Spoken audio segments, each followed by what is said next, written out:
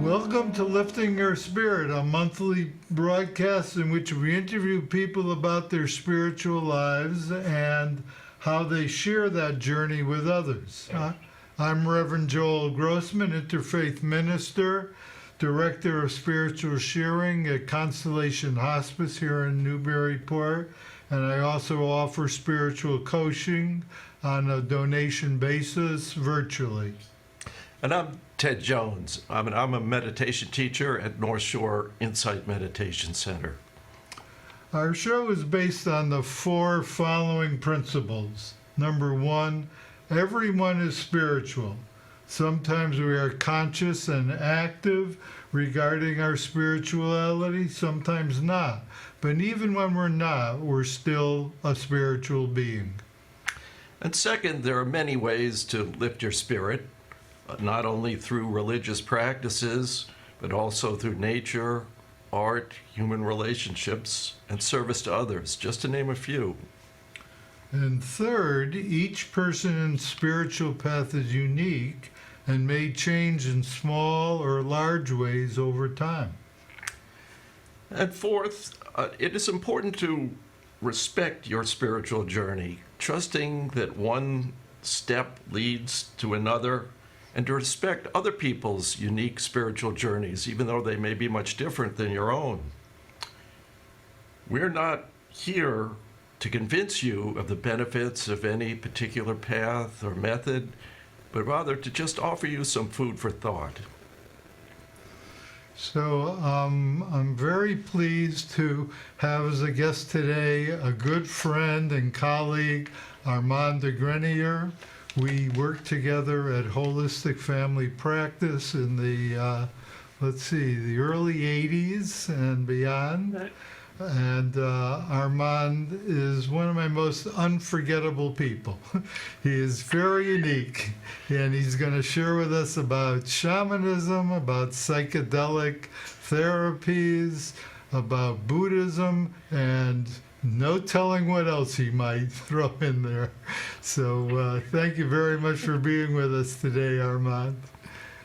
It's an honor and a privilege and a thrill from the heart to meet Ted and to reconnect with you visually, and which never goes away, right? It's always there, but a visual contact is really wonderful. Yes.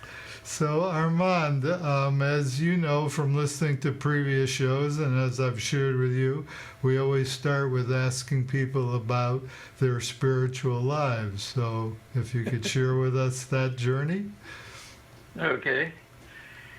So if I think in terms of spirituality and awakenedness and a sense of pure joy and happiness, a sense of freedom, I go back to my early childhood, of course, as many of us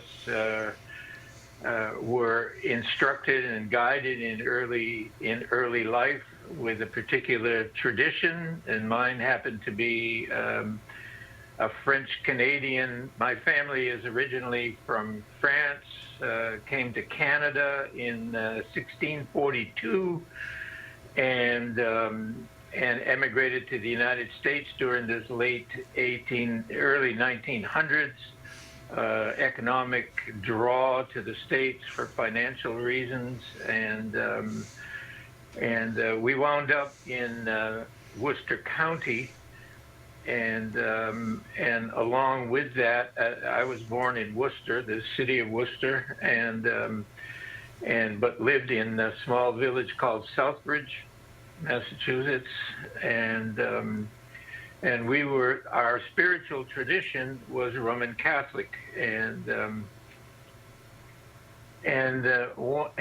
also not only from the formalities of weekly services and so forth and sacramental work, but also the grammar school and high school that I went to was run by the church, by Notre Dame Parish, and the teachers were nuns from Quebec.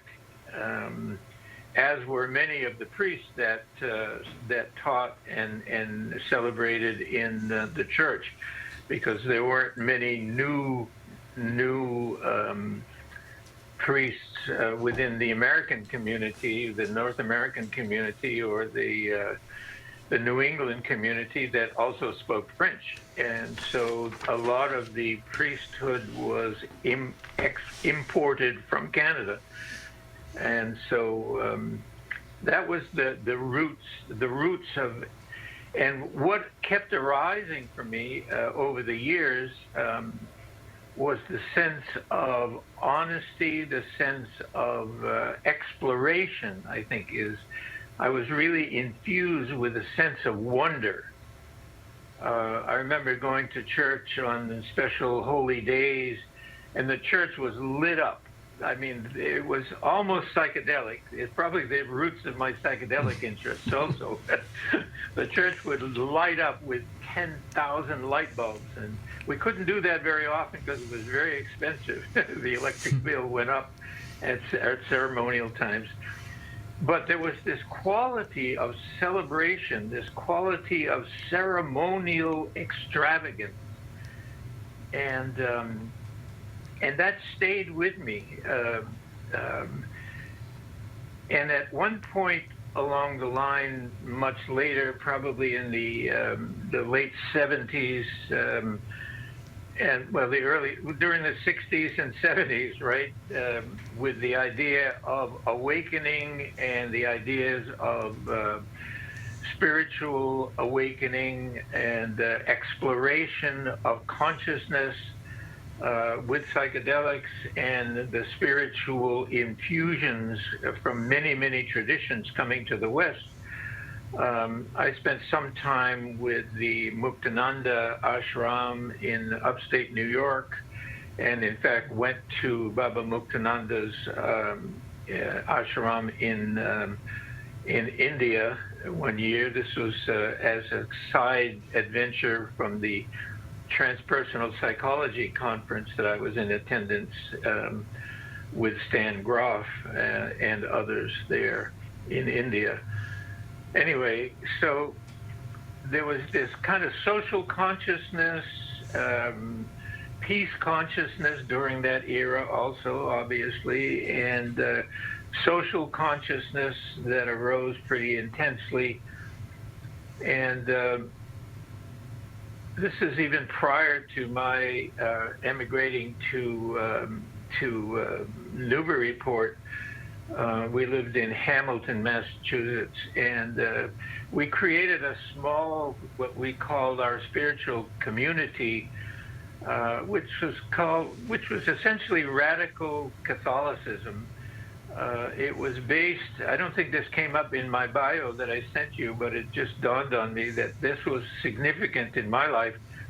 The Cursillo movement, which originated in Brazil, and it was kind of like a freedom from doctrine and a freedom from control hierarchy within the church at the time. And we did a lot of social work with that small group, and we would meet regularly with song and artworks and social service. We became a group of people who would take in wandering youngsters that we would become aware of, and that sort of opened up that the idea of spiritual awakening or uplifting spirit. The essential insight that I got really early on and continue is that a conscious awareness that spirit is always with us. We don't have to go looking for spirit, for the sense of identity or the sense of inclusiveness or the sense of care and conscious care. We don't have to look for that. It's already present. However, it is true that our 21st, 20th, and certainly 20th century culture did very little to the generic culture, the global culture. The Western dominant culture didn't do much to allow us to get a sense of that. And so the alternatives that occurred and arose during those years had that as a major focus. And the idea that spirit is there and we forget. It's like in the shamanic drumming circles that I guide, even to this day, we realized recently that one of the teachers that I had many years ago was a Mi'kmaq Maliseet indigenous person who wrote a book called Life is Ceremony, and Ceremony is Life. So ceremony is happening all the time. It is life. And every moment there's an opportunity to remember to notice that, as opposed to getting caught up in the cultural anchors, we might say, that the contemporary societies promote so intensely. One of my favorite phrases is, you don't find spirit with a Mustang for buying a new Mustang, because that's not going to last very long, while the spirit energy is current and it's there. There's a feeling that goes along. There's a sense of that. And so, so all life is ceremony. And so even here at our home, every once in a while, I will recognize that all the paintings we have on the walls and the pictures that we have, and they're not only memorials to a friend or a purchase that we've made, mostly they're gifts from friends, but there's a kind of pearlescence to the spirit of the place that we arrive at. I know, Joe, you visited one year when we were living in the Garuda Palace of Auspicious Blessings. That was a 3-story house that we built. We started off in this space with a single room, a 1-room cottage, a summer cottage, a fisherman's summer cottage that we were blessed to find. And again, this idea that spirit is always speaking, is always ready. So Susan and I are looking for a place to possibly move to, and we're walking down the road here in Cherry Hill, and this is a fairly wooded area as well as a beachfront, and it's currently also a floodplain. By the way, the whole issue of tidal rise, and this is happening right here, and we are now officially in a floodplain. We meet, our new home meets all the conditions for being able to stay here, but because we anticipated this, we're 10 feet above high tide. The new regulations in Nova Scotia are 10 feet above median tide. So we're at least 3 feet higher. We refer to those in terms of metric scales, right? So 9-point-something meters above median tide. So anyway, I forgot where I was going with that. So the energy is always present. So we're walking down, we're looking for a place to maybe to move to, not because we're disappointed with where we were, but there was kind of a calling. Armand and Susan are living near the ocean with waves and a sandy beach. That was the vision that popped into our heads. So we hear about Cherry Hill Beach, and we're walking down the road, and all of a sudden I hear, this is a wooded area now, inland, and I hear reggae music. Now, what? Out of the blue. So I go following this little driveway, and I see this little cottage. And I remember vividly saying to myself, spirit talking to me, I would describe it in this context, If that ever comes up for sale, we will get that. And in fact, it did come up, and the sequences of events that occurred in order for us to be able to do that are just impossible to predict. You know, where somebody was willing to facilitate it. Friends called us, yes, if you're really interested in that, we know the people that own it, and we will be able to negotiate some kind. And it was so smooth, including the fact that for a year we had to handle 2 mortgages. Now, I don't recommend that to anybody, but Spirit was there saying, yeah, you're going to be able to do this too. And we were able to do it. And I remember literally the first week we moved into this little cottage, I went walking around the land there. I think it was about 6 acres on this side of the beach. And I walked over to this one little space. It was an open space, about maybe half an acre of space, fairly large, empty spot in a wooded area. And I thought, wow, what is this? There's something here. And so I decided, I decided to climb a tree. And I climbed up this tree and looked out at the ocean. And I remember thinking one more time, if I ever build, this is the place, because it's a party place. It's a place to enjoy, and I can see the ocean beach right there. I want to be able to see that. Well, the inspiration continued, because then I got a tape measure, and I went back up the tree, dropped the tape measure, and the Garuda Palace of Auspicious Blessings that we built there many years later, not too many, but later, had to be 32 feet off the ground, the top floor, because that's where I had dropped that tape measure and where I was seeing the beach and everything. So it's sort of like when we finally decided it was time to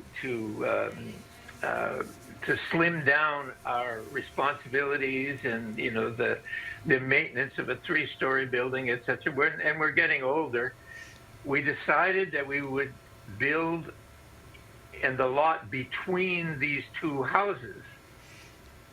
And Spirit said, yes, you already have the design, which was in fact what a friend of mine who was an architect and a builder had designed the palace together over many, many coffees, many cappuccinos. And so we took the main living level of that house and dropped it on the ground. This is where I am right now. And and then it continued to develop. The Spirit kept guiding. So one day I came in with Susan is a massage therapist, as you know, and a homeopathic consultant. She had a client who was a builder, a woman who was a contractor builder, designer person. And so we asked her if she would be willing to build our new house. And she said, well, I'm retiring. And we pleaded, please, one more. And she said something like, okay, my chef d'oeuvre will be your house. That will be my last output. So one day, she and Susan and a couple of neighbor friends are sitting in the living room talking about the design and how it's all going to manifest. And I walked in, and I sat at the table with the 3 of them, and I realized after 3 minutes that I did not understand one bit what the women were talking about. And I remember declaring, listen, this is your gig, Susan, this is the palace was mine, this is yours. And there's nothing I can add. And I just bowed, said, thank you very much for the 3 of you. One is a designer builder, the other one is a color, she's an artist, she's a color connoisseur. And Susan had the initial impulse for this property, for this building. And then I left. Wow. and they continued. So the idea here is that spirit is always, always talking to us. It's always showing us something. If we feel resistance, it's because we're sort of denying the momentum.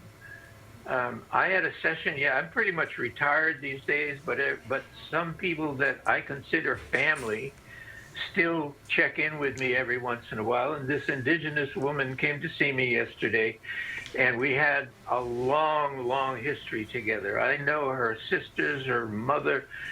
In fact, one of the interesting coincidences is that she was born in Worcester, as I was. She's full-blood Mi'kmaq. She's like living here. And so we were having this conversation, and the idea of family, the idea of connection, sort of like you and me, Joel. I mean, you know, your daughters and your granddaughters, right? We had a conversation about that the other day. I don't know the granddaughters. I know your daughter. I know her well, right? It was Samara who designed my wedding cape that we had our ceremony at the park there in Newburyport. Yeah. And Samara was in a drumming circle at that time, and she was the lead in designing this incredible cape that they made for me. And I remember Susan saying, "Now don't outdo the bride," you know, in the beautiful costume, right? In the beautiful. So anyway. Armand, you mentioned that even the pictures in the house are radiating spirit. Could you say something about what's behind you? The picture on the wall? Yes. Okay, let me see. So this is while I was in Newburyport, actually. I can't remember her name, who the artist was that compiled this for me. But I was teaching a drumming circle, a shamanic circle in New York City. I don't remember how I got invited to do that, but my training in shamanism began, formal training in shamanism began with Michael Harner, and the anthropologist from the New School in New York.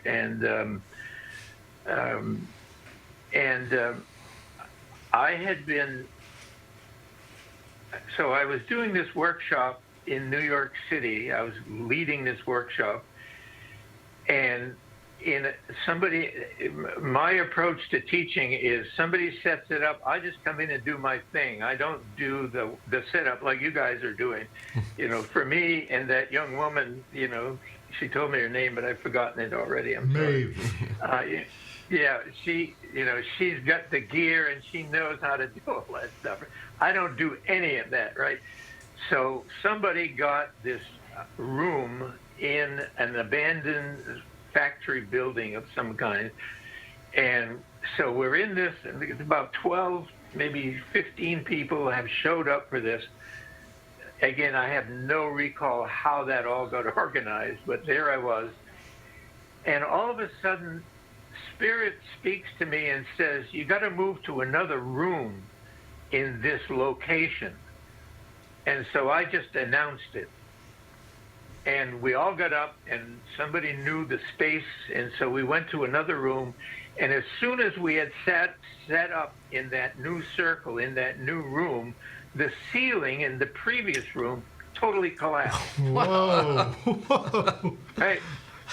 As I'm hearing the ceiling collapse over there, feeling really blessed and thankful that we weren't still there, I looked up, and in the window of this building, somebody had taken a paper bag, because one of the ideas in shamanism, the shamans like to work in the dark, so the darker the better.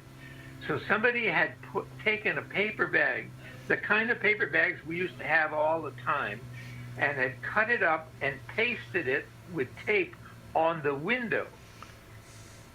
This is a segue to this picture. Oh, okay, I was wondering. Okay?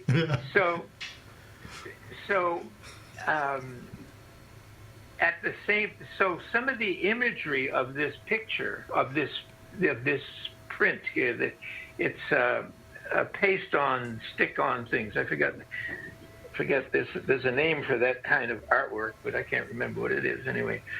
So simultaneously, I'm also very, very much into a song. This will come up even later about songs that come into my life and are inspiring. And this is a John Denver song about dancing on the mountains on the moon. And so at this end, right about there, you see this kind of, well, I can get closer with my camera. You can see it a little bit. Oop. Sorry, I think I just... No, you're there. That's fine. We can see you. Okay. Yeah. You can you see the picture? Yeah, very well. Okay, so up there on the top left is the bottom of a paper bag glued together. In the meantime, I go to a vision quest in New Mexico, run by Bill Plotkin and Bill Plotkin and Mel Buckholtz, who was a therapist in Boston, ran this non-indigenous vision quest program. And so we went out there, Susan and I, and it was like we were dancing on the mountains of the moon, sort of like this John Denver song. And so the two parts of this image, I'll try to get it back up there. And at the same time, I'm reading this book by a Lakota author whose name I've forgotten. And everywhere, about every 10th page on this book, he would say the word that you see here, Shantemawaste. It's a Lakota word. It's not a word in the sense of a meaning. It's an expletive. And it means, you make my heart warm, my friend. And so this has become my mantra. And that's why it's on this is sort of my logo, right? It's and also in this paper bag there was a logo of the company, and that's what that round circle in the middle that has two dark slots in the middle. It sort of looks like an electrical plug. Can you see? Can you see this? Oh yeah. Yeah. Okay. So that I discovered much later is an image from the Hopi people, and it means in their tradition, it's a mirror of a wise person or someone who has wisdom or knowledge or something like that. And so this became a logo for me. And way up in the right-hand top corner is a blue star. It's the morning Venus star, as it were, and it's a symbolic of a bird. And it was the bird that I saw in the morning of my vision quest. That's what this logo is. It's now the logo, I call it the Nova Quest shamanic medicine, as Nova Quest Medicine Drum Shamanic Society. That's our little group that's been together now since pretty much when we arrived in Nova Scotia in 1989. I started a group then, and it's still ongoing. Wow. In the meantime, of course, we've connected with the Mi'kmaq people here, and I don't know if you can, let me see if I can Can you see this eagle? Yeah. Yeah. Okay. So this is the eagle staff that was given to me. I'm the eagle staff carrier for the Mi'kmaq Sundance that takes place every summer solstice up in Quebec. We got connected with the Sundance community, oh good Lord, 15 years, no, well, let's see, no, 21 years ago, because my granddaughters are 21 years old now, and it was at my first Sundance that I went to pray and asked the elders to help me pray correctly, because Amy, my daughter Amy, was trying to get pregnant and it wasn't working, and nothing was happening, and so I went to the tree and with the elders' help and prayed that if it was in the cards for Amy to be pregnant, that the great mystery, the great spirit would make that happen. And she got pregnant about 2 weeks later. And did you pray that twice, Armand? No, just one time. We got an extra bonus. We got Yes, twins. yeah.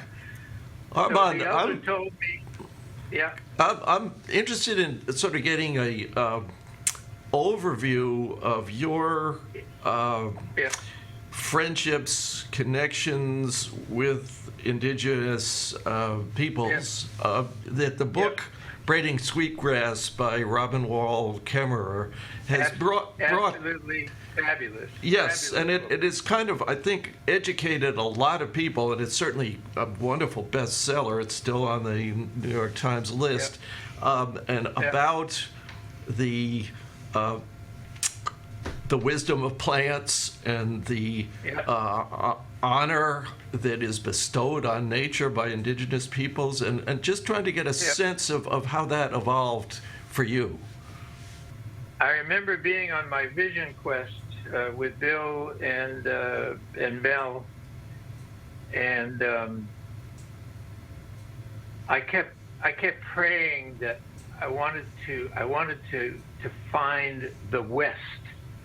I had this quest, and in fact, in my drumming circles, I always sit in the West, in the area where the sacred bears, the power animal of the West is a sacred bear, and who is like provides courage and safety and care. And I remember we were preparing to go on our 3-day no food, no water for 3 days. We had already set up our place. And as we were filing out of our camp area where we worked together, and this was at Bodhi Mandala Zen Center in outside of Albuquerque in New Mexico, we were going to do our vision quest in the Ames Range there with permission from the elders. And as we were all filing out that morning, we had done sweats and we had done chanting and we had done some clearing.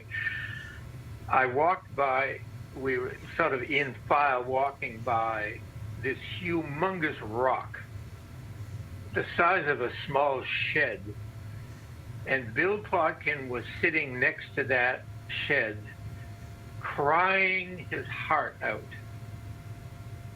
And I remember walking by him and feeling the sense of the support that boulder, that huge rock was giving to him, that he was melting and transferring to us.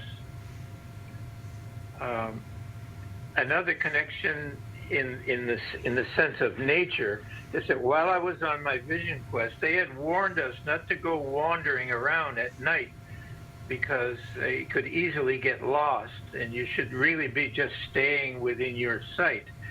But being the person I am, I decided I was going to go for a walk with my jackknife, my belt, and boots.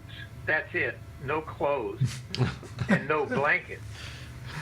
So I'm wandering around in this mountainous area, going up and down these ravines. And I realized at one point I have no idea where I am, and I have no idea where I've come from. And I start to panic, of course, and I realize I'm now running around in circles, and I trip, and I hit the ground, and right before me was this little tiny ant. And this little tiny ant looked up at me and said, "Hey, human, you're looking for the wrong trails. Look up, see the side of the hill, see where I got to where I'm talking to you from, and the little trail that I'm following is very tiny. You can't even see it from standing up. And if you look further up, you'll see the shrubberies are opened, and that's where the deer and the taller critters, but then if you look up, you'll see all the trees have fallen over each other up the side of the hill, and that's where the rabbits and the skunks and the squirrels, they follow those trails, and that's more like you can use. Why don't you try that?" And I started walking up these fallen trees up the side of the mountain, and when I got up to the top of the hill, I could see my tent. So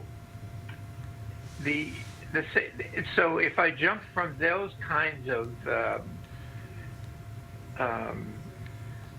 awarenesses, that those are situations that have that have happened to me, that I was awake enough to simply be alert to. When we do ceremonial work with the indigenous people, sweetgrass is the herbal medicine. They call all the herbs medicines, right? There'll be a segue to indigenous South American and Central American in a few minutes here. So in North America, and well, indigenous people from it, even our indigenous people, we're all indigenous from somewhere. So I trace my roots back 400 years to where my Huet, my mother's family, was from in Le Lude, in south of Paris, and was welcomed when we visited there. We were welcomed by the city council and everything. I was the first Huet. My middle name is Huet. I was the first Huet in 400 years to come back home. Wow. So while I was on that little journey in France, we also went to the caves of the. Let me stand for a minute. Let me get a picture here. I'll be right back. Folks, I think you're getting the idea why I call Armand one of my most unforgettable people. Can you see this picture? Yes. Yeah. Okay. This is from Fond de Gaume Cave in France. I forgot exactly where it is. I can't quite read it yet. So Susan and I were just wandering around in the mountain ranges on a bit of a hike, and we ran into this woman who said, "Would you folks like to go into one of the caves?" So we know that Lascaux is closed, and many of the other caves are closed because tourism brings moisture and, backpacks that bump into things. And she said, "Would you like to come to this particular cave?" And we, of course, agreed. And we went in there, and she took us down about 400 feet below ground, into the ground. And at one point, this is pretty well all electrified at this point. So it's one of the very few people come in at one time. And you can't carry backpacks, and et cetera, et cetera. And by this point, I had one cloak, one shamanic cloak that I wear most of the time, and I had a rattle with me. And Susan told this woman, this guide, "Don't worry, I'll take it. He's not going to freak anybody out. He's not going to do anything weird."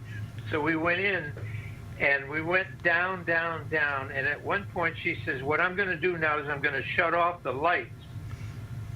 And then I'm going to put on this flickering red light. It's as if there was a fire flame to show you some artwork on the walls. And this is what was above me. This picture is sort of ibex, I guess it is, I think they're called ibex, sort of reindeer type, or like the northern reindeer with the huge antlers. And it's a picture of a male leaning over and licking with his tongue. The artist painted this male reindeer leaning over the female reindeer who is lying on the ground, and he's licking the back of her neck. That moment just absolutely floored me. I was literally floored at that moment and burst into tears, because these were my ancestors. I know from my heart that 30,000 years ago, my ancestor was this woman who painted this. We're pretty sure it was a woman who painted, because of the way the strokes are done, and many of the paintings, even in Lascaux, were done by women, because the handprints are much smaller than male handprints would be. And so it's kind of like, so that kind of identity, I guess you might say, has kind of that identity that allows me to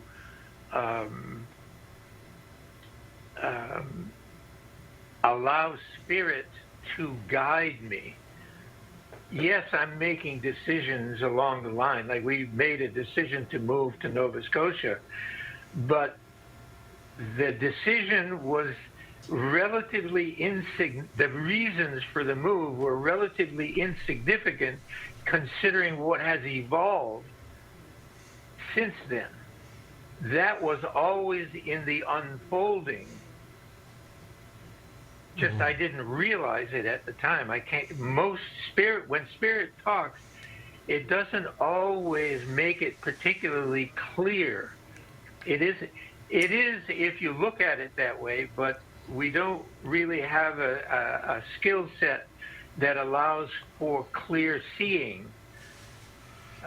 Shamanism and spiritual practices sort of facilitate the development of clear seeing, so that we don't really get caught up as often in distractions and, in the Buddhist sense, getting caught up in right and wrong and good and bad and up and down and in and out.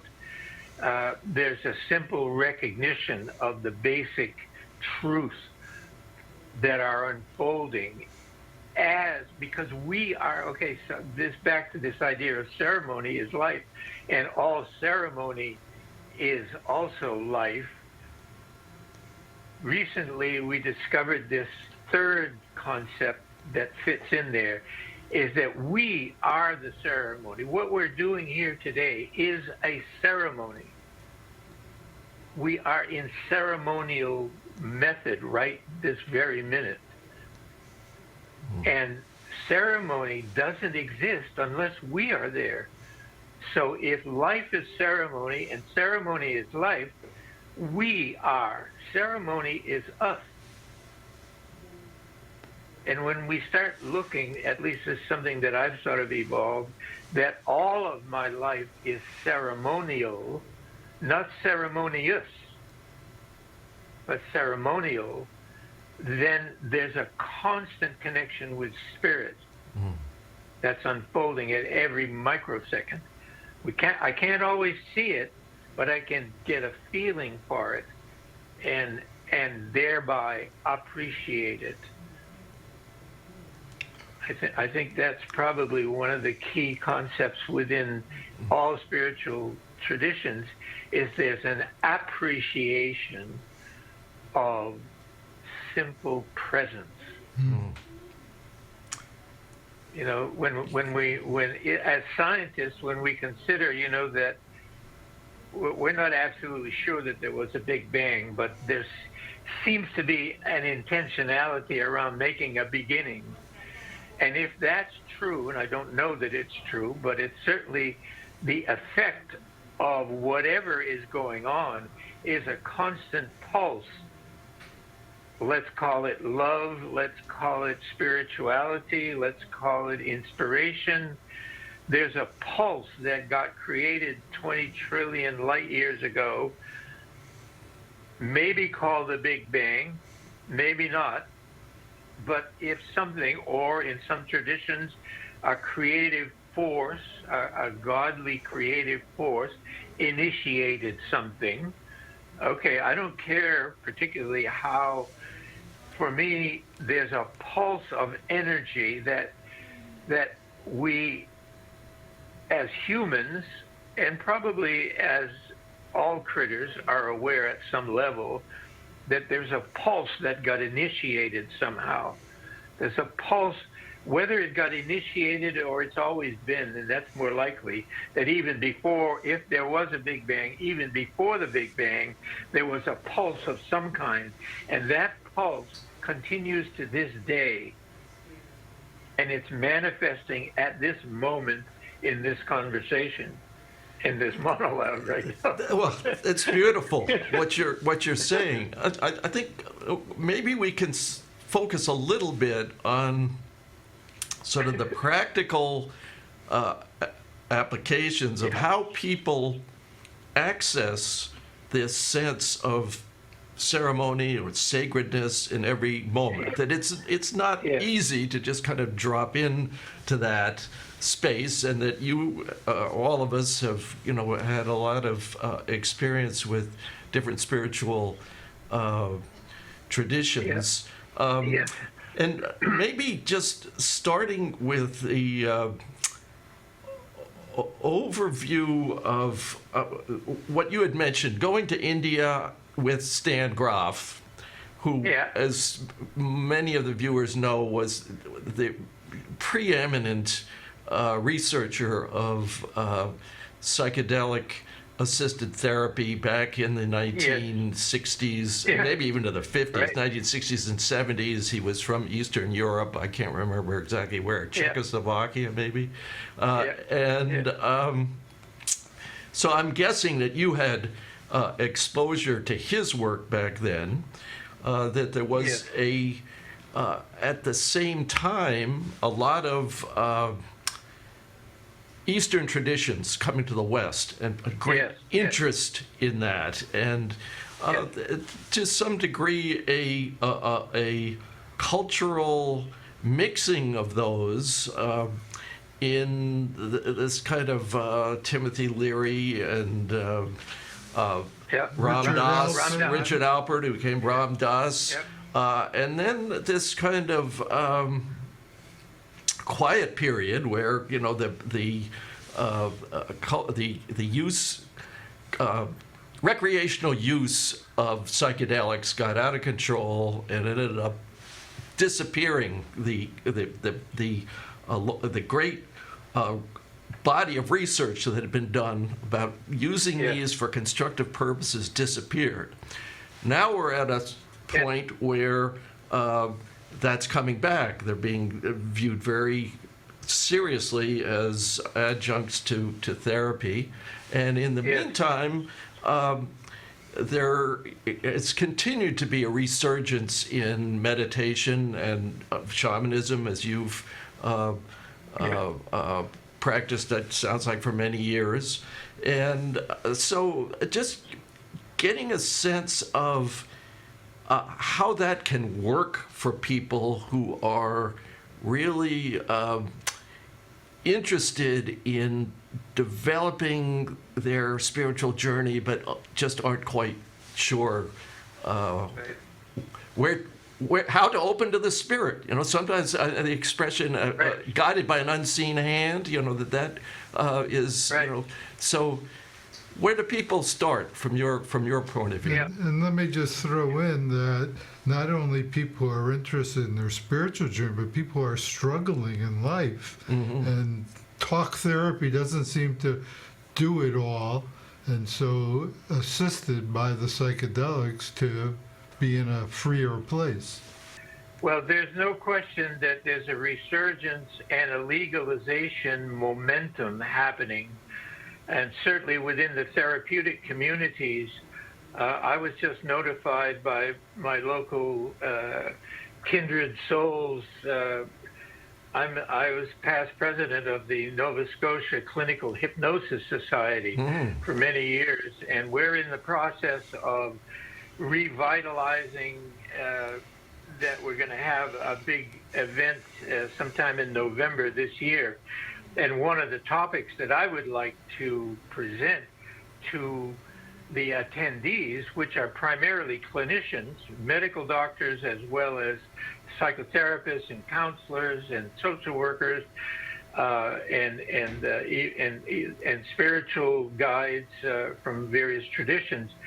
I was just notified by one of the medical doctors, that at the next annual family physicians national convention here in Canada, there's going to be an introductory to the whole approach to psychedelic assisted psychotherapy. Wow. They didn't say they were going to actually do ceremonies with the medicines, but and there's a segue, right, is that in the indigenous world, all of these substances are called medicines. It's sort of like, as we were talking at the beginning about me burning a little bit of sage here, it's because I don't have my sweetgrass braids very, very close by, and sometimes I would rather burn the medicine of sage. By burning the indigenous Nova Scotians, Mi'kmaq people, and most indigenous traditions have what they call a smudging ceremony, which is where you literally are invited to take a bath in the smoke. It's a cleansing, purifying, enhancing,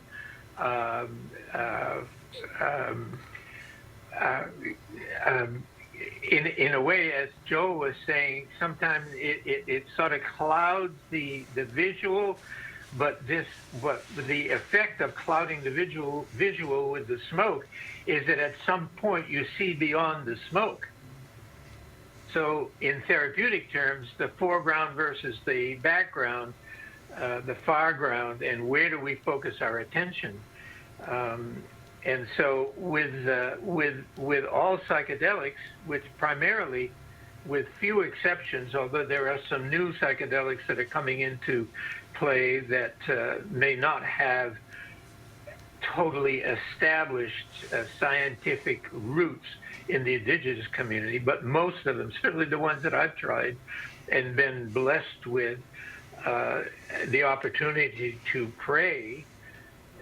See, the indigenous people have a different understanding of the word pray. You know, it's sort of like talking with.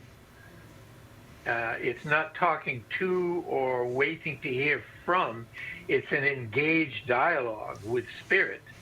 Armand, I'm really sorry to interrupt you, but I've been just talked to by Maeve, our technical assistant, saying we need to wrap up. Right. So the spirit is moving us to closing. Yeah. And okay. as you know, our closing question is always, what are some simple ways for people to lift their spirit that you would suggest? Okay, simple ways. In a minute or so. Yeah, in a minute or so. There's something in your living environment that triggers a feeling of wholeness, wellness, happiness, love, connectedness. Find that spot and then begin to notice that there are many other, I'll use the word moments as opposed to place. There are very many other moments that you will discover in your home, in your car, in your daily walking, outside your door, even in a city environment. There's something that calls forth that feeling of connectedness, of warmth, of care. And that is how Spirit speaks. Wow. It's already there. That's a beautiful Just message, waiting. Armand. Yeah, you're welcome. You're welcome. Thank you. So, And can you see this? Can Sure. you see this eagle feather? yeah. Okay, so with a little bit of the smoke coming up, I'm going to send some of that to the two of you and to Maze and your techie there, and all the people who are watching or will watch. Is that there's a healing message coming through. There's something that the smoke is just pointing to, and you can see through. It's a cleansing. It's one of the ceremonial ways of finding empowerment is to be tapped by an eagle feather. And so I'm offering to viewers and to the two of you a little tap on the heart and on the top of the head and onto the belly button. Thank you Doing so much, the Armand. loving. You're welcome. You're welcome. You're welcome. Beautiful to be with you and share your wisdom with us. Really a pleasure to Thank have you. met you today, Armand, and to spend this time with you. Great. Thank you. Namaste. Thank you. Okay. Namaste. Thank you, viewers, for witnessing this talk, and come again for next month.